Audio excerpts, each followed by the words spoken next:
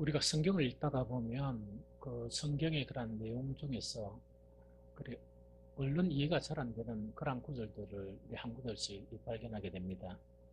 그것 중에 하나가 바로 이제 바울의 그런 기도의 그런 내용인데 에베소 1장 16절 17절에 보면 내가 기도할 때에 기억하며 너희로 말미암아 감사하기를 거치지 아니하고 우리 주 예수 그리스도의 하나님 영광의 아버지께서 지혜와 계시의 영을 너희에게 주사 하나님을 알게 하시고 하는 그런 기도의 내용이 있습니다.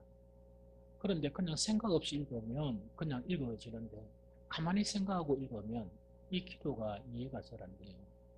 그건 뭐냐니까 그 당시에 그 에베소는 어디에 있느냐 소아시아에 있었습니다. 그 소아시아에 있는 여러 교회들 중에서 이 에베소 교회는 가장 이 강력한 이제 우리가 얼핏 보면 가장 크고 또한 믿음이 강한 그런 이 교회였었습니다. 그러면 당연히 믿음이 가장 강하고 강력한 교회라 그러면 그들은 하나님을 믿는데 하나님을 잘 알 거 아닙니까? 그런데 바울은 오히려 어떤 기도를 하는 거니까 그 하나님을 잘 안다고 생각하는 그 에베소 교인들을 향해서 간절히 기도하는 거예요. 그 기도 자체가 뭐냐? 에베소 교인들에게 하나님을 알게 해달라고 간절히 기도하는 거예요. 참으로 이해가 잘 안 되죠. 그러니까 하나님을 믿는 그 믿음이 상당히 다른 교회들보다 더 강한 것 같은데 어떻게 그 교인들을 향해서 하나님 정말 이 에베소 교인들 그리고 에베소 교인들뿐만 아니고 이 서신을 읽는 그런 모든 사람들에게 하나님을 잘 알게 해달라 이렇게 기도하는 거예요. 이 바울이 이렇게 기도하게 된 것은 여러 가지 이유가 있으리라 생각합니다. 그 중에 한 가지가 어떤 이유인가? 바울에게는 비록 대사도이지만 아픈 그런 상처, 아픈 기억을 가지고 있어요. 그것은 뭐냐니까 그것을 간단히 이렇게 간추려 보면 이렇습니다. 바울은 어릴 때부터 바울은 그 유대인들 있죠. 유대인들은 그 당시에 두 가지 유의 유대인들이 있었어요. 하나는 팔레스틴 그 주변 있죠. 거기에 주거하는 그런 유대인들이 있었고 한 계층은 디아스포라라 그래가 그 주변국들에 흩어져서 사는 그런 유대인들이 있었어요. 오늘 같으면 우리 미국에도 우리 한국 교포가 있고 일본에도 있고 그렇죠. 그런 것처럼 이 주변에 많이 흩어져 사람들이에요. 바울도 그 중에 한 사람이었어요. 그래서 팔레스타인에서 한참 북쪽으로 올라가면 그 다소라는 곳이 있습니다. 그곳에 자기 아버지가 뭘 했느냐. 그 당시에 로마 군민들에게 이 텐트를 이렇게 만들어서 이렇게 공급하는 이렇게 대단히 부유한 그런 집안의 그런 아들이었어요. 그래서 그 부모님들이 이 다윗을 무엇으로 키우기를 원했느냐.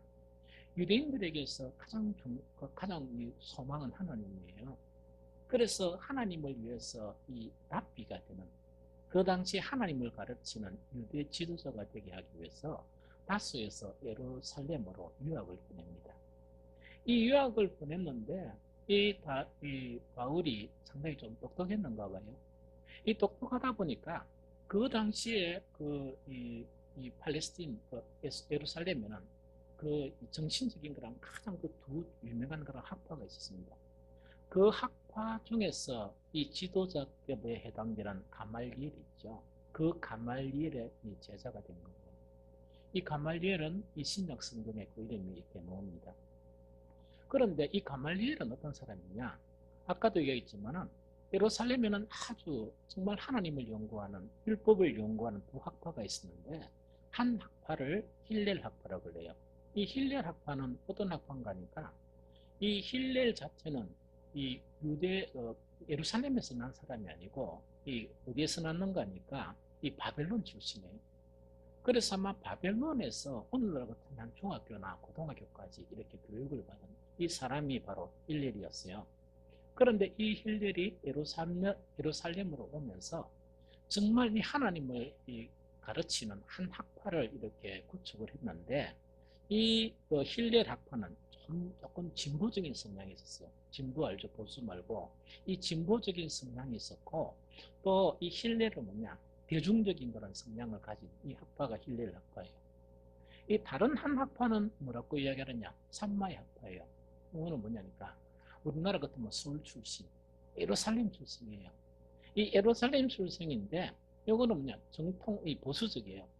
이 보수적이면서 이 산마의 학파는 아무나 이렇게 접근을 할 수 있는 게 아니고 그 당시 엘리트 계층만 접근할 수 있었던 그 학파가 이 산마의 학파예요. 바울의 스승인 이 가말리엘은 바로 누구냐? 그 힐렐 학파였죠. 힐렐의 이 손자 되는 사람이 가말리엘이에요. 그런데 그 당시에 이 가말리엘 자체는 정말 일단 학문적이나 이런 부분에서 이 정평이 나 있는 이 둘째가라 하면 이 서러울 정도로 아주 대단한 그런 사람이 이 가말리엘이었다 하는 그 이야기죠. 그러면 어떤 부분인가니까 만약에 바울이 정말 하나님을 알고자 얼마나 애를 썼고 그 부모도 그 바울을 갖다가 이렇게 바울에게 소망 두는 것이 뭐냐 다른 것이 아니고 자기는 사업을 하고 이랬었지만은 이 바울 자체는 하나님을 연구하고 그 율법을 연구해서 이스라엘의 선생을 만드는 즉 랍비를 만드는 것이 그들의 소망이었습니다. 그 소망에 부응해서 이 바울은 너무나 열심히 공부를 했고 아주 특출했었어요. 이 특출했었어요. 얼마나 바울이 특출했는가 하니까 청년인데도 어디에 출입이 가능했냐. 오늘날 같으면 우리 국회 모이는데 그 출입이 가능했었어요. 그 정도 이렇게 인정을 받으려 그러면 얼마나 바울이 똑똑했겠습니까? 그런데 이 바울 자체가 아까도 이야기했지만 어떤 상처를 가지고 있었느냐. 자기는 하나님을 너무 잘한다고 생각한 거예요. 만약에 바울한테 누가 하나님을 잘 모른다 이렇게 이야기하면 이 바울은 모욕을 느낄 정도로 그만큼 자기는 하나님을 잘한다고 생각했던 거예요. 그런데 이 바울의 특이한 점은 보통 지식인들이 보통 뭡니까? 어지간하면 안 나서잖아요. 알고만 있고 막 세상이 이렇든 저렇든 내가 가만히 있어요. 그런데 가장 위기 때 그 우리나라도 옛날에 보면 교수들이 성령을 발표했다 이러죠. 그럼 사람들이 딱 들으면서 이건 심각한 문제인가 보다 이렇게 이제 하는 거예요. 이제 그런 거예요. 옛날에 막 우리 이래 좀 그런 시대에 그렇죠. 그런데 정말 이 바울에게는 이 지식인으로서 이렇게 가만히 있는 게 아니고 아주 열정적이었어요. 자기가 하나님을 아는 만큼 또 하나님을 사랑하는 만큼 행동적이었어요. 그러다 보니까 그 당시에 자기가 비웠던 하나님 있죠. 하나님하고 조금 달리 해석하는 그 예수의 제자들, 예수님의 그런 제자들 있죠. 그 예수님의 제자들에 대한 사상 자체가 계속 퍼져나가는 거예요. 그러다 보니까 정말 하나님을 너무나 잘한다고 생각했던 이 바울이 그 하나님을 위해서 이 뭡니까 예수 믿는 자들을 이 잡아러 다니는 거예요. 핍박하고 잡아러 다니는 거예요. 그런데 한 번은 뭐냐 다메섹에도 정말 예수님을 믿는 그런 사람들이 있다 하는 이야기 정보를 딱 듣고 난 다음에 그 사람들을 체포하려고 다메섹으로 가게 되는 거예요. 다메섹으로 가면서 이 바울은 어떤 경험을 하느냐 예수님이 부활하시고 난 다음에 그 부활하신 예수님을 만나게 돼요. 참 대단하죠. 이 부활하신 예수님을 만나는 거예요. 그러면 이 부활하신 예수님을 만난다 하니까 교회를 오래 다니는 사람은 이해가 선뜻 되지만 그 성경을 많이 읽지 못한 사람은 무슨 말인지 잘 모르거든요. 예수님은요, 그 십자가를 지시고 이렇게 죽임을 당해요. 죽임을 당한 이후에 3일 만에 부활하셨어요. 이 부활하셨는데 3일 만에 부활하시고 난 다음에 이 지상에 며칠 동안 이 부활하신 몸으로 이렇게 계속 거하시느냐. 무려 40일 동안 거하셨어요. 그래서 뭐냐니까 어떤 때는 그 제자들을 만나고 어떤 때는 뭐냐. 정말 예수님을 막 이렇게 찾는 그런 사람들이 한 500명이 모인 곳에 예수님이 나타나는 거예요. 또 누구에게 나타나느냐. 이 바울에게도 다메섹으로 가는 길에 그 예수님을 믿는 사람들을 잡으러 가는 그 길에서 누구를 만나느냐? 이 바울은 부활하신 예수님을 만나는 거예요. 그런데 정말 바울은 늘 생각했던 게 나는 특별한 사람이고 나는 어려운 사람이다. 하나님을 아는 부분이나 열정 자체는 내를 따를 사람이 아무도 없다 이랬는데 바울이 그 부활하신 예수님을 딱 만나니까 이랬는가 그 휘황찬란한 그런 빛 앞에서 그거를 목격하면서 바울은 눈이 멀어버린 거예요. 실명을 해버린 거예요. 이제 실명을 딱 하고 난 다음에 그때 오늘 우리 읽었던 본문 사도행전 5장 9절 대답하되 주여 누구시나이까 하는 이 질문 있죠. 이 질문을 정말 이 자기가 만난 그 예수님, 그리고 그때는 예수님인 줄 몰랐죠. 예수님인 줄 몰랐는데 자기의 눈을 신명하게 한, 자기는 깨끗하다고 생각했는데 자기하고 비교할 수 없는 참 밝은 빛, 그것을 목격하면서 실명이 된 거예요. 이 바울이 너무나 충격을 받아서 주여 누구시나이까 하는 그 질문 자체가 오늘 본문에 하는 그런 질문이에요. 그때 이 예수님은 뭐냐? 내가 누구냐 하면 네가 핍박하는 예수가 바로 나다. 이렇게 이야기합니다. 그 이후에 이 바울은 아나니아의 그런 도움을 받아서 이 눈 자체가 치료가 돼요. 이 다시 이제 눈 자체가 치료가 되면서 정말 이 회심을 하게 되는 거예요. 그래서 바울의 회심이란 건 어떤 회심인가 하니까 하나님을 덜 사랑한 회심이 아니에요. 바울은요, 하나님을 오해했을 때도 하나님을 열정적으로 사랑했던 거예요. 너무나 열정적으로 사랑했는데 문제는 뭐냐? 그 하나님을 하나님으로 알지 못하고 하나님을 오해한 그 하나님 있죠. 그 하나님을 사랑한 거예요. 바울의 핵심은 뭐냐? 예수 그리스도를 통한 바울의 핵심은 어떤 것이냐 하니까 자기가 오해했던 그 하나님을 이제 자기가 정말 지식으로 온전하게 아는 그런 하나님으로 바뀌는 그런 사건 자체가 바울의 핵심에서 나타나는 그런 부분이었다 하는 그 이야기예요. 그 이후에 바울은 옛날에 막 열정적으로 예수 믿는 자들을 핍박한 그 사건들을 회상하면서 어떻게 고백하느냐? 디모데전서 1장 13절처럼 고백해요. 내가 전에는 비방자요 박해자요 폭행자였으나 도리어 긍휼을 입은 것은 내가 믿지 않을 때 알지 못하고 행하였습니다. 이걸 고백하는 거예요. 그럼 이거는 뭐냐? 옛날에도 여전히 나는 하나님을 섬겼다. 옛날에 여전히 하나님을 이렇게 사랑했고 그 하나님을 위해서 살았는데 정말 하나님의 아들이 이 땅에 오셨는데 나는 그 아들을 핍박했단 말이에요. 그 아들을 믿는 자들을 핍박했는데 그 이유는 무엇이냐? 바로 내가 알지 못했기 때문이다 하는 그 이야기. 그러나 이거는 뭐냐니까 옛날에도 하나님을 안다고 나는 생각했는데 정말 그 하나님의 아들이신 우리의 눈으로 볼 수 있는 그 하나님이신 예수님을 만나게 되다 보니까 내가 하나님에 대해서 얼마나 오해했고 하나님에 대해서 얼마나 무지했고 하나님에 대해서 얼마나 모르고 있었느냐 하는 그 사실을 지금 고백하는 거예요. 이 고백은요. 예전에 그토록 하나님을 잘 안다고 스스로 여겨왔지만 정말 그때는 정말 하나님을 몰랐다. 이 보여주신 하나님이신 예수 그리스도를 만나고 난 이후에 비로소 나는 나의 무지를 깨달았고 내가 얼마나 하나님을 오해했고 하나님을 잘 모르는 나였나 그것을 발견했다 하는 그거예요. 그러다 보니까 지금 그때 에베소 교회는 전부 하나님과 깜짝 놀래가 막 열정적으로 예배를 드리고 헌신된 그런 사람들이에요. 그 사람들에게 이 바울의 기도는 역시 어떤 기도냐니까 하나님 정말 내가 기도할 때 기억하며 너희로 말미암아 감사하기를 그치지 아니하고 우리 주 예수 그리스도의 하나님 영광의 아버지께서 지혜와 계시의 영을 너희에게 주사 하나님을 알게 해달라고 나는 기도할 수밖에 없다 하는 그거를 지금 이야기하는 거예요. 그것을 이야기하는 거예요. 지금 우리에게도 이 사건 자체를 이렇게 우리가 듣다가 보면 우리도 뭐냐 이걸 알 수 있어요. 우리는 다 그리스도인이에요. 우리는 다 하나님을 섬기는 사람들이고 또 하나님께 예배하는 그런 사람들이에요. 그런데 에베소 교회처럼 혹은 바울이 하나님을 오해하면서 정말 하나님을 섬겼던 그런 기간이 있었던 것처럼 우리에게도 하나님을 오해하면서 믿고 있지 않은가 하는 그런 문제는요. 우리는 신앙생활하면서 지속적으로 우리 스스로에게 또 하나님께 기도할 때마다 하나님께 질문하는 그 질문이 되어야 됩니다.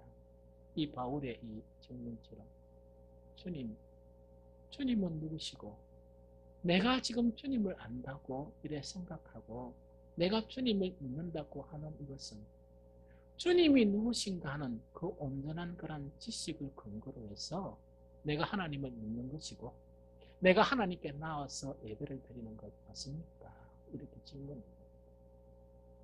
그러면 긍휼이 많으신 그 하나님께서 신비하고 놀라운 방법으로 이 바울이 눈을 멀게 한 육신의 눈이 아니고 우리의 그런 마음의 눈을 이렇게 밝게 해주셔서 하나님을 아는 그런 지식에서 자라게 된다 하는 그것을 이야기합니다.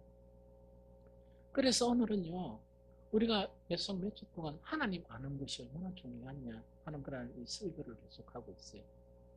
호세아 선지자는 그 하나님을 숨기는 정말 이방 그런 민족을 이렇게 자기들은 뭔가 무시하는데 왜 무시하느냐?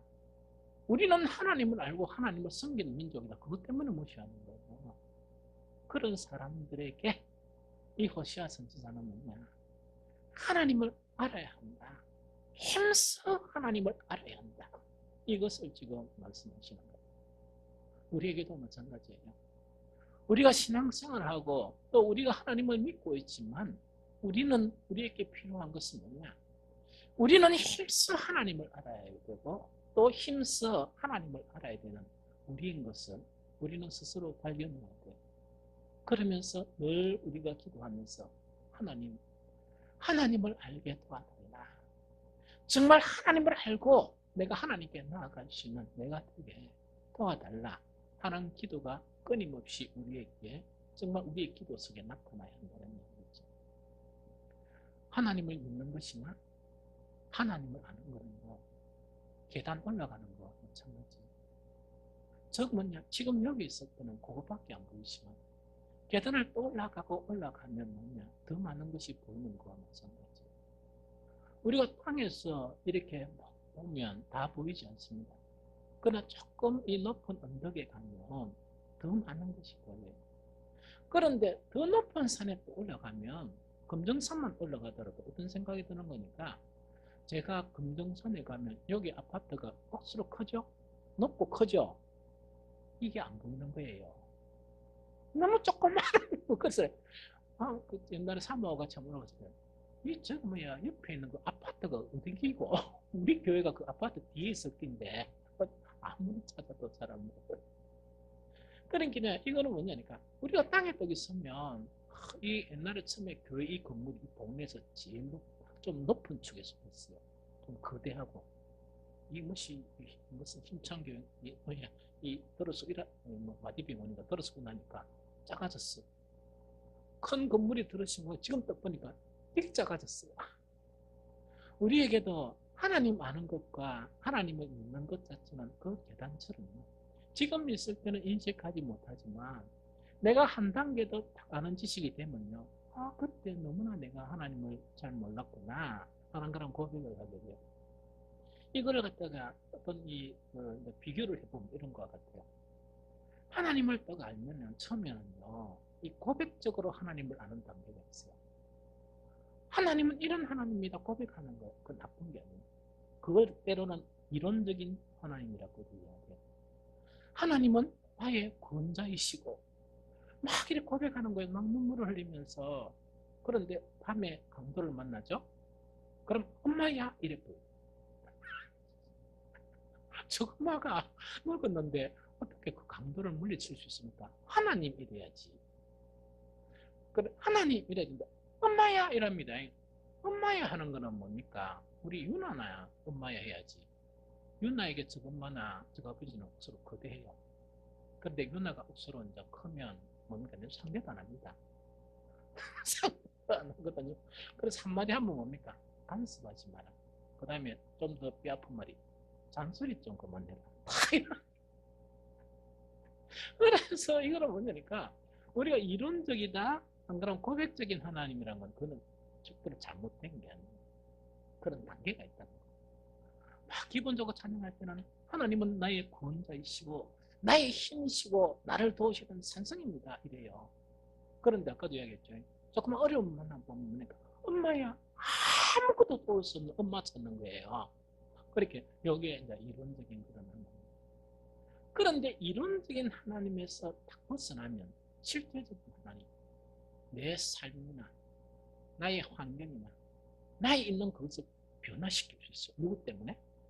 하나님. 그게 실제적인 그런 하나님이에요. 그럼 오늘은요, 이 바울 자체가 주님을 더 만나서 하는 고백, 주여 이시옵니까? 하는 그런 고백을 통해서 아까 이야기했죠. 바울은 다시 회심을 합니다. 회심을 한다는 것은 정말 이론적이고 율법적인 하나님, 무능한 하나님에서 능력의 하나님으로 이렇게 회심을 하는 거예요. 회심을 하고 난 이후에 바울은 고백하는 것이 아니고 그의 삶 가운데 나타난 그런 하나님은 어떤 하나님이었느냐 하는 그것을 몇 가지를 살펴보자. 그래서 이것이 우리에게 은혜가 되고 우리에게 목표가 되고 도전이 되어서 우리에게도 있는 그 하나님이 고백적인 하나님에서 탈피했어. 그 탈피한다는 건 한 단계 더 올라서서 정말 실질적으로 내 삶을 통해서 이렇게 나타나는 그런 하나님, 이런 하나님이 되었으면 좋겠다 하는 그런 생각이 듭니다. 제일 첫 번째로 이 바울에게요, 그 주님이 나타나셔서 어떤 것을 부탁했느냐, 명령이라고 생각해도 되고 부탁이라고 생각해도 되고. 그래서 어떤 부탁을 하셨느냐, 그 당시에 이방인들 있죠, 이방 선교를 하도록 부탁을 하셨어요. 그런데 하나님 부탁하시는 것은 아주 이렇게 질서가 있고 정말 이렇게 뭡니까, 전후가 담아져요. 이 바울 자체가 디아스포라예요. 흩어져 있는 이방에 살다 온 이 사람이. 그러다 보니까 그 당시 헬라 철학이나 헬라 언어 이런 모든 그런 문화 있죠. 이게 능통한 사람이에요. 능통한 그 바울에게 그 팔레스틴만 살다가 그 어부인 베드로에게 이방 나가라 이렇게 부탁한 게 아니고 누구에게요? 그 이방이나 그 당시 헬라 사상에 대해서 너무나 능통한 지식을 갖고 있는 바울에게 어디에 복음을 전해라? 이방 성도를 이렇게 부탁을 한 거예요. 그러면 여기서 아주 중요한 것은 뭐냐? 자, 그 성도를 부탁한 분이 누구예요? 하나님이시죠. 바울이 그 하나님이 부탁한 그 하나님에 대한 반응 자체가 어떻게 나타난다 이거예요. 자, 요거는 전제로 이렇게 설명하면 됩니다. 누군가가요 무슨 부탁을 했어요. 뭐냐니까 만약에 우리 우리 오집사님이 우리 김명숙 권사님한테 무슨 부탁을 했어요. 그러면은 김명숙 권사님이든 오집사님이 억수로 대단한 그런 존재자이라면 그 부탁을 이자쁩니까? 안 이자쁩니까? 안 이자쁘죠? 그 부탁을 수행할 때도 무슨 문제가 있어도 꼭 그것을 이루려고 하겠습니까? 안 하겠습니까? 하겠죠? 그런데 만약 오집사님이 한 번 이렇게 부탁을 낸 거예요. 딱 했는데 무슨 일이 안 이루어져. 그래서 며칠 있다가 회원님 내가 그때 이야기한 거 있잖아. 아 맞다. 이래버리면 명숙 근사에게 있어서 오집사님은 뭡니까? 아 맞다 남편이다. 아 맞다 남편이다. 이게 무슨 말이겠습니까? 만약 목사님 제가 우리 사모한테 뭔 부탁했어요. 한 달 있다가 이야기하면 우리 사모는 자다보다 반짝 일어난다. 알고 있습니다. 그거는 뭡니까? 그만큼 대단한 존재라는 거예요. 그래서 좀 많이 붙였습니다, 사실은. 그러기는 이거는 뭐냐니까 나에게 부탁한 그분이 누구냐에 따라서 반응이 달라지죠. 이해가 됐죠? 그러면 그 하나님께서 바울에게 이방 선교를 부탁했어요. 이방 선교를 부탁했다는 것은 바울이 어떻게 반응하느냐에 따라서 실제로 고백적인 하나님이 아니고 정말 부탁하신 그런 분 자체를 알기 때문에 그런 행위가 나타나는 거예요. 그런 뭔가 반응이 나타나는 거예요. 바울이 이 복음을 받았는데 그분이 하나님이기 때문에 그 반응 자체가 어떤 반응이었냐 이걸 이제 살펴보는 거예요. 제일 첫 번째 갈라디아서 1장 16절 17절이에요. 그의 아들을 이방에 전하기 위하여 그를 내 속에 나타나기를 기뻐하셨어요. 편지니까 이렇게 쓰는 거예요. 그럼 쉽게 이야기하면 주님께서 나에게 뭐라고 뭘 부탁하셨다? 이방 선교를 부탁하셨다 이 이야기예요. 그러면 바울의 반응 자체가 이제부터 이게 아니고 어떻느냐 이렇게 이야기하는 거예요. 그의 아들을 이방에 전하기 위하여 그를 내 속에 나타내기를 기뻐하셨을 때에 내가 곧 혈육과 의논하지 아니하고 또 나보다 먼저 사도된 자들을 만나려고 예루살렘으로 가지 아니하고 아라비아로 갔다가 다시 다메섹으로 돌아간다. 이게 대단하죠. 바울은 뭐냐니까 자기에게 이방 선교를 부탁한 분이 바로 주님이시다. 그걸 알은 거예요. 알다 보니까 그 지식이 얼마나 대단했냐. 보통 우리가 무슨 일이 있으면 가족하고 의논을 하죠. 가족과 의논하지도 할 필요가 없습니다. 왜냐니까 정말 그것을 초월하신 주님이 나에게 부탁하셨다. 두 번째로 우리가 어떤 일을 하려고 그러면 뭐부터 살핍니까? 이 일을 먼저 한 사람을 만나가지고 의논도 해보고 일하죠? 그것도 안 했어요. 왜? 나에게 이 일을 부탁하신 분이 얼마나 위대하고 대단한 분인지를 바울은 알아온 거예요. 바울은 그것을 행동으로 이렇게 표현합니다. 이해가 되죠? 두 번째요. 바울은 그 이방 선교를 하면서 어떤 정도 이방 선교를 해놨냐? 골로새서 1장 29절이에요. 이를 위하여 나도 내 속에서 능력으로 역사하신 이의 역사를 따라 힘을 다해서 수고하노라 이 말이죠. 나에게 이방 선교를 부탁한 그분이 주님이기 때문에 이것을 먼저 어떻게 하느냐? 힘을 다해서 수고하는. 왜? 부탁한 분이 누구신지를 내가 알기 때문에 이렇게 하는 거예요. 그런데 힘을 다해서 수고했다 이러니까 어느 정도 힘을 다해서 수고했느냐? 이걸 잘 모르겠죠? 바울은 끊임없이 고백하는 거예요. 나에게 일을 부탁한 분을 알기 때문에 힘을 다해서 수고했는데 어느 정도 힘을 다해서 수고했느냐? 사도행전 14장 19절 21절은 이런 고백을 합니다. 유대인들이 안디옥과 이거니온에서 와서 무리를 충동하니 그들이 돌로 바울을 쳐서 죽은 줄 알고 시외로 끌어내치니라. 제자들이 둘러섰을 때 바울이 일어나 그 성에 들어갔다가 이튿날 바나바와 함께 더베로 가서 복음을 그 성에 전하여 많은 사람을 제자로 삼고 루스드라와 이거니온과 안디옥으로 돌아가서 이럽니다. 그럼 이거는 뭐냐? 바울이 복음을 전해서 루스드라에서 복음을 전하는 거예요. 루스드라에서 복음을 전하면서 일어난 사건이 뭐냐? 반대하는 사람들이 그때 유대인들이에요. 유대인들이 뭐냐? 자기 유대교 자체를 지키기 위해서 이 복음 전하는 바울에게 뭘 했다고요? 돌을 던졌는 거예요. 돌을 갖다가 수없이 던지다 보니까 사도행전을 지은 사람은 뭡니까? 누가예요. 누가의 직업이 뭡니까? 의사예요. 의사거든요. 누가인 의사가 딱 보니까 뭐냐? 수없이 바울이 복음 전하다가 돌에 맞은 거예요. 돌에 맞아가 걔를 맞은 게 아니고 돌에 맞았습니다. 돌에 딱 맞으니까 돌을 던지는 사람이 딱 보니까 나 이만하면 됐다. 죽었구나 이렇게 생각한 거예요. 그럼 바울이 죽었구나 생각한 거예요. 무수히 돌을 맞고 난 다음에 바울은 이 기절을 해본 거예요. 이 기절을 한 거를 갖다가 얼만큼 많이 이 돌로 탈매질을 했나가니까 죽은 줄로 이렇게 생각한 거예요. 그런데 바울이요. 돌에 맞아 기절을 하고 난 다음에 이제 눈을 떴 뜬 거예요. 그러면 어떻습니까? 온데 멍이 들고 피투성이겠죠. 바울이 벌떡 일어나가 어디 갔느냐? 병원에 달려간 게 아니에요. 병원에 달려간 게 아니고 또 다른 곳에 복음을 전하러 간 거예요. 이해됩니까? 다른 곳에 복음을 전하러 가고 그 다음에 더 충격적인 사건은 루스드라에는 가고 싶겠습니까? 안 가고 싶겠습니까? 안 가고 싶겠죠. 왜냐하면 돌에 맞아 죽을 뻔했으니까. 그런데 그 돌에 맞은 루스드라에 다시 들어가는 거예요. 이해가 됩니까? 이렇게 할 수 있었던 것은 바울에게 이렇게 부탁한 그분이 누구신지 하는 것을 알기 때문에 고백만 하는 그런 신앙이 아니고 뭐라고요? 고백만 하는 반응이 아니고 어떤 반응이라고요? 자기의 삶을 통해서 나에게 있어서 주님은 어떤 주님이다 하는 것을 보여주는 거예요. 이걸 보여주는 거예요. 한 가지 더 충격적인 것을 위해 사도행전 20장 23절 24절에는 이렇게 되어 있습니다.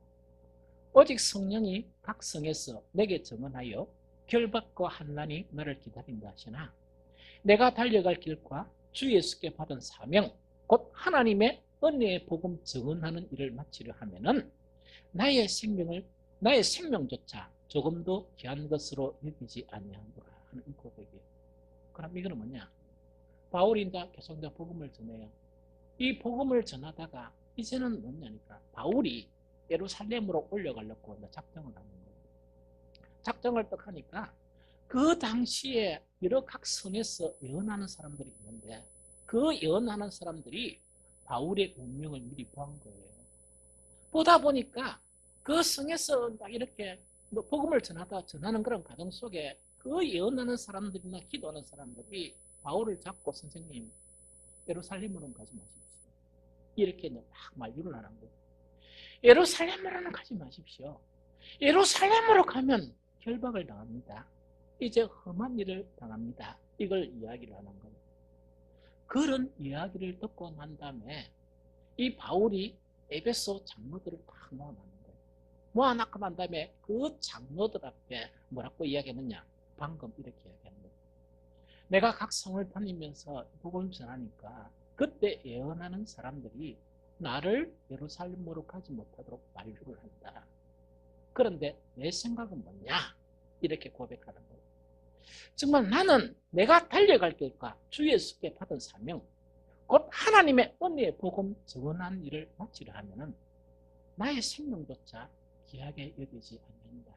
이 고백이에요. 그러니까 온 장로들하고 바울이 서로 끌어안고만 우는 거예요. 우는 거예요.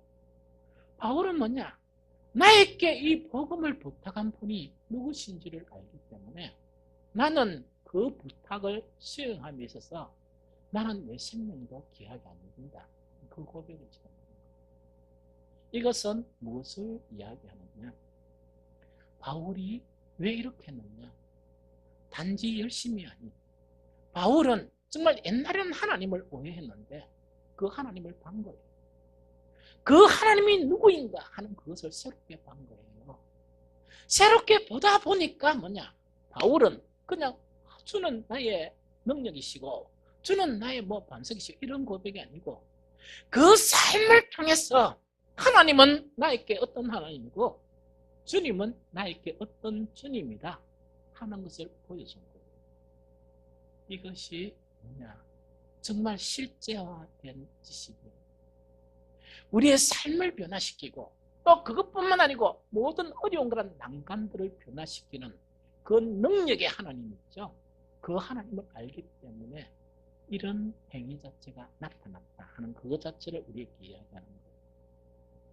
이어서 이야기하면 뭐냐? 지금도 뭡니까? 이런 부분이 있지만 바울은 주님의 부탁을 수행하면서 혹독한 그런 고통들을 당합니다. 사람이 생각할 수 없는 그런 고통들을 당합니다. 그 고통들을 정말 바울은 이렇게 고백을 해요. 이거는 뭐냐니까 누가가 들은 거예요. 누가가 들은 거예요.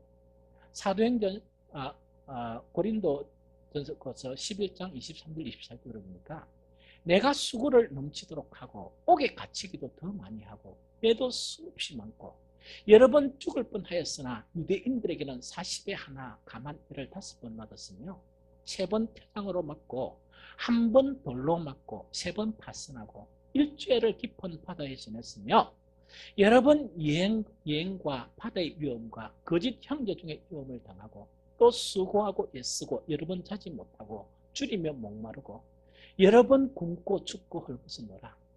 이 외에 이런 고사고 아직도 날마다 내 속에 눌리는 일이 있으니 곧 모든 교회를 위하여 염려하는 것이다. 이 고백이에요. 이 고백을 너무 상세하게 설명하면 시간이 많이 걸리고 간단하게 설명할게요. 이 바울은 하나님께서 정말 이방 선교를 하라 이 부탁하셨기 때문에 그 강력한 하나님, 그 주님을 알은 거예요. 알다 보니까 온갖 고난과 온갖 어려움 앞에서도 절대로 굴하지 않고 나갈 수 있는 놀라운 능력 자체가 바울에게 나타났던 거예요. 그것이 뭐냐? 하나님을 아는 그런 지식이 실제로 그에게 나타났던 그런 부분이에요. 그런데요, 여러 번 두드려 맞고 40에 한번 가만 퇴장을 몇 번 맞았다고요? 몇 번 맞았다 하니까 바로 5번이나 맞았다 그러거든요. 그럼 퇴장을 때리는데 왜 40번을 총 안 하니까 40번을 때리니까 죽어보더라고요, 사람들이. 그래서 안 죽을 만큼 때린 게 그거예요. 바울은 복음 전하면서 그것을 5번이나 맞았다는 그걸 이야기합니다. 그거를 또 이야기하고 정말 굶고 또 춥고 헐벗고 여러 가지 그런 고난 속에서도 나에게 이 일을 부탁하신 분이 누구시다 하는 그것 자체가 알기 때문에 바울은 끊임없이 나갑니다. 그런데 마지막 하나가 있어요. 어떤 놀라운 고백이냐, 이런 고백입니다. 그런데 그런 여러 가지 어려움과 그런 여러 가지 고통 속에서 우리는 뭘 생각했습니까? 내가 너무나 힘들고 내가 너무나 이렇게 고통스럽구나 이렇게 생각하겠죠. 내가 주를 위해서 이렇게 힘들고 고통스럽구나 생각하겠죠. 그거를 생각하는 게 아니고 바울의 마음속에는 정말 너무나 자기가 어렵고 고통스러운 그런 가운데 다른 고민이 있었던 거예요. 다른 염려가 있었던 거예요. 다른 염려 자체가 자기의 고통이 자기를 힘들게 하는 게 아니고 다른 염려가 자기를 힘들게 한 거예요. 그게 여러 교회들이 잘 쓰거나 못 쓰거나 그것이 극한 고통 속에서 다윗은요, 자기 고통 때문에 걱정한 게 아니고 자기 고통 때문에 힘들어한 게 아니고 뭐 때문에 힘들어했느냐, 여러 교회들 때문에 힘들어하고 여러 교회들 때문에 염려하고 그렇게 한 거예요. 바울이 왜 이렇게 한 줄 압니까? 교회 자체는 바로 뭐냐, 에베소서에서 바울은 고백을 해요. 바로 이 교회는 뭐라고요? 예수님의 몸이시다. 바로 이 교회는 예수님의 몸이시기 때문에 정말 그 예수님의 몸된 교회를 자기는 극한 상황 속에서도 자기는 그것 때문에 힘든 게 아니고 혹시 교회가 어떻게 될까, 또 교회가 이렇게 뭡니까 정말 이 여러 가지 문제가 있고 하는 그것 자체가 그 바울을 힘들게 한 것이에요. 바울에게 주님은 바로 이런 주님이었어요. 이 이후에 한 가지 더 충격적인 고백 이야기입니다. 바울은 여러 번 옥에 갇히는 거예요. 여러 번 옥에 갇히는데 한 번 옥에 딱 갇히니까 그 빌립보 온 교회가 막 걱정하고 난리가 난 거예요. 난리가 나다 보니까 이 바울은 그 옥중에서도 뭐냐, 내가 여기서 얼마나 마음이 기쁜 줄 아는지, 내가 이렇게 마음이 기쁜 것처럼 너희도 기뻐하라, 이 이야기예요. 감옥에 갇힌 사람이. 그러면서 그 빌립보 교인들을 한테 감옥에 갇혀있는 그런 너무나 힘든 그런 상황 속에서 충격적이고 놀라운 고백을 해요. 정말 저는요, 옛날에 큐티하다가 펑펑 울었습니다. 몇십 년 전에. 정말 이런 사람이 있을 수 있느냐 하면서 펑펑 울은 거예요. 그 고백이 어떤 고백이냐, 빌립서 1장 20절 21절에 나의 간절한 기대와 소망을 따라 아무 일에든지 부끄러워하지 않냐고, 지금도 전과 같이 온전히 담대하여 살든지 죽든지 내 몸에서 그리스도가 존귀하게 되게 하려 하냐. 이는 내게 사는 것이 그리스도니 죽는 것도 유익합니다 하는 이 고백이에요. 이 고백을 쉽게 풀이해서 설명할게요.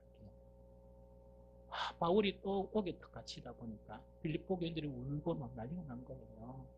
정말 이 바울 때문에. 그런데 바울은 뭐냐, 오히려 내가 이 옥성에서 얼마나 기쁜 줄 아느냐, 기쁜 것은 뭐냐, 내가 갇히다 보니까 어떤 사람은 좋은 의도로 어떤 사람은 나쁜 의도로 복음을 전하는 것 자체가 너무 좋다는 이야기거든요. 그래서 나는 기쁨이 충만하니까 너희도 기뻐하라, 이 이야기예요. 그러면서 너무 걱정하고 너무 바울 때문에 막 이렇게 힘들어하는 빌립보 교인들에게 뭐라고 하는 거니까, 여러분들, 내가 옥에 갇혀 있는데 내한테는 아주 간절한 소원이 하나 있다 하는 그걸 이야기합니다. 내한테는 아주 간절한 소원이 하나 있는데 그 소원은 어떤 소원이냐, 내가 사도로서 막 복음을 전하고 능력을 할 때, 그때나 옥중에서 아무것도 못하는 이때나 내한테는 아무 관계가 없다는 거예요. 그건 아무 관계가 없고, 또 앞으로 정말 그때 빌립보 교인들은 어떻게 생각했냐? 바울도 그렇게 생각했는가 봐요. 바울은 이 감옥에서 죽는구나 이렇게 생각합니다. 그러다 보니까 바울이 뭐냐? 내가 죽을 수도 있고 내가 석방될 수 있는 이런 상황이지만 그거는 내하고 아무런 관계가 없다. 내 안에 있는 유일한 그런 소망, 간절한 소망이 하나 있는데 내가 감옥에 있든지 내가 밖에 있든지 그것 자체는 아무 관계가 없고 나의 간절한 소원은 나를 통해서 주님이 존귀하게 되면 존귀하게 되는 그것이 나에게 유일한 소원이고 간절한 소원이다. 나는 죽어도 괜찮고 나는 살아있어도 관계없다 하는 그거를 이야기합니다.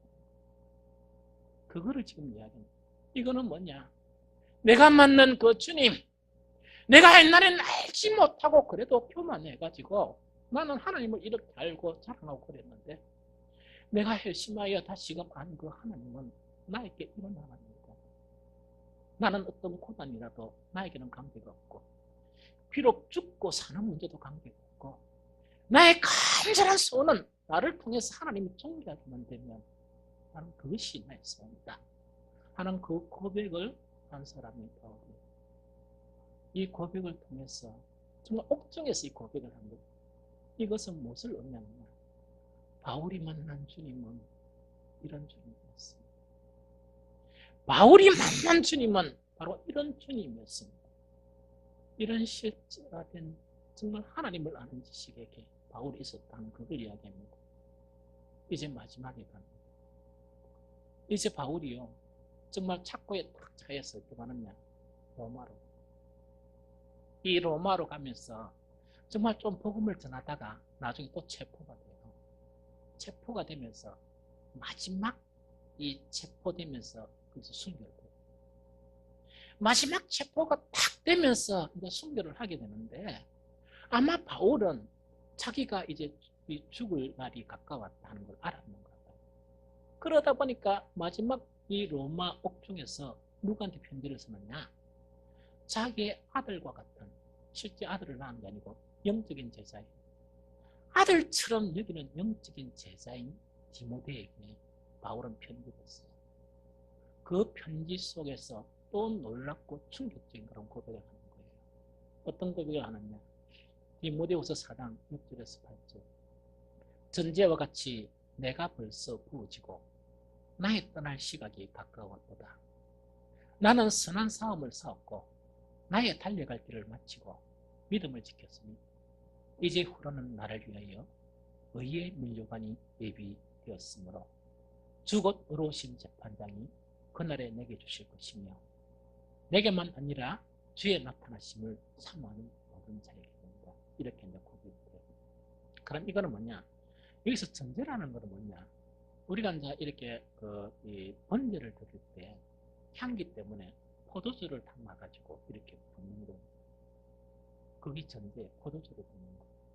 그래서 바울은 옥중에서 이제 마지막 로마의 옥중에서 다 쳐다보니까 이제는 주님이 나를 부르시는가 보다 하는 것을 감지를 한 거예요.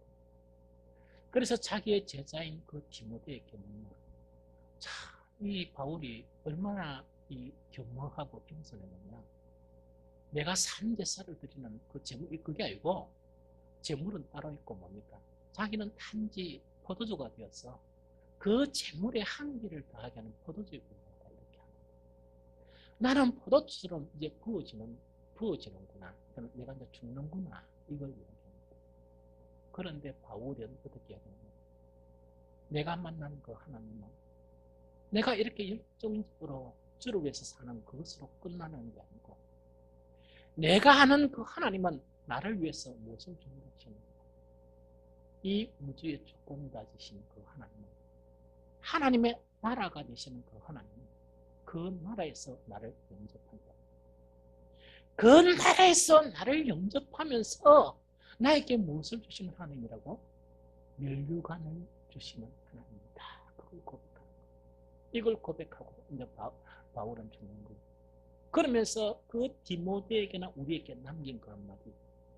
나에게만 그것을 주실 수 있는 하나님이 아니고 정말 이 주님을 사모하는 그 모든 자에게도 이것을 주실 수 있는 하나님이다 하는 이 고백을 남기면서 이 다윗은 조금 있다가 정말 이 땅과 이별하고 정말 하늘나라로 가게 되는 그런 결과를 갖게 됩니다. 하나님의 나라, 하나님의 그런 실제는요, 이론적으로 하나님은 우주를 만드셨고 우주를 주관하시는 그 하나님은 아니에요. 하나님은 우리가 이 땅에 살면서 우리 인생은 나면 언제든지 죽게 됩니다. 나면 언제든지 죽게 되는데 죽음이 끝이 아니라 하나님은 그 죽음을 새로운 시작으로 만드셨습니다. 그것이 바로 바울이 고백한 그런 하나님입니다. 하나님은 이 땅과 비교할 수 없는 그 하나님의 나라에 대한 주권자이고 정말 우리가 하나님을 믿고 사는 그런 모든 사람들에게 그 하늘나라로 우리를 이끌어 가시는 그런 분이세요. 뿐만 아니고 그 하나님의 나라의 영광을 우리에게 주시는 분이 바로 누구시냐? 바로 바울의 하나님이고 우리가 믿는 그런 하나님이다 하는 그것을 바울은 자기의 삶을 통해서 우리에게 가르쳐주고 있는 거예요. 우리가 예배드리는 하나님이죠. 이 하나님은 무엇이냐? 우리가 알고 있는 하나님, 그 이상의 하나님이세요. 우리가 예배드리고 우리가 찬양드리는 하나님은 우리가 알고 있는 그 이상의 하나님이세요. 목사에게도요, 너무나 안타까운 그게 하나가 있어요. 또 목사에게도 뭐냐니까 정말 하나님께 죄송한 그런 한 가지가 마음속에 자리 잡고 있어요.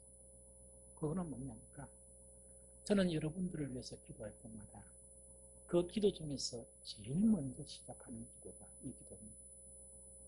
하나님, 이 종도 마찬가지고 정말 우리 성도들에게 하나님 은혜를 베풀어 주십시오. 그래서 하나님을 하나님으로 알 수 있게 해주십시오. 그 하나님만큼 하나님을 좀 알 수 있도록 우리 성도들을 도와달라는 기도가 정말 간절한 기도. 그 다음에 이 목사에게도 그 아픔이나 정말 주님 앞에 죄송한 그 마음이 어떤 마음인가. 하나님을 같이 해야 될 이 목사인데 하나님 아무리 생각해도 나는 우리 성도들이 하나님을 하나님으로 알 만큼 이렇게 설교도 해야 되고 가르쳐야 되는 거예요. 저는 아무 대책이 없습니다. 저는 너무나 무지하고 너무나 무능한 그런 목사에 불과합니다. 하나님께서 도와주셨어요. 우리 모든 성도들의 마음의 문을 밝혀주십시오. 그래서 하나님을 하나님으로 정말 이렇게 알 수 있는 우리 성도들이 되어서 우리 성도들의 기도에도 가장 첫 번째 중요한 기도가 주님께서 가르치신 첫 번째 기도가 우리 성도들이 막 안타까워하면서 때론 분노하면서 하나님 앞에 가슴을 치면서 이 기도를 하게 해주십시오. 그게 뭐냐? 하나님의 이름이 거룩하게 되기를 원합니다 하는 이 기도. 이것은 무엇이냐니까 이 세상 많은 하나님을 안다 하는 사람들이 하나님의 이름을 정말 추락시켜버립니다. 하나님의 이름을 정말 이렇게 뭡니까?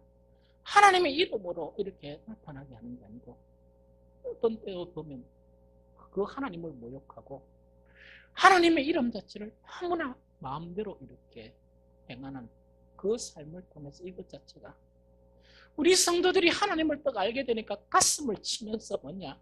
어떻게 이 인간들이 어떻게 피조물인 이 사람들이 하나님의 이름을 이렇게 함부로 이렇게 정말 취급할 수 있느냐 하는 이것 자체가 내 삶보다 내 자녀의 행복보다 그 모든 것보다 내 기도에 가장 중요한 첫 번째 그런 기도가 되어줄 수 있다면 우리 성도들은 얼마나 복된 성도들이 되시겠습니까? 하는 것이 목사가 아침과 저녁에 기도하면서 가장 힘하게 정말 하나님을 효과적으로 설교하지 못하는 이 목사가 하나님께 기도하는 첫 번째 기도가 바로 그것입니다. 이제 호시아 선지서를 통해서 하나님 하신 말씀처럼 우리는 바울이 오해한 그 하나님에 대한 지식보다 우리는 더 낮은 지식을 지니다. 그래서 힘써 하나님을 아는 그런 지식에서 자라가는 저와 여러분들이 되어 가시기를 예수 그리스도 이름으로 축복합니다.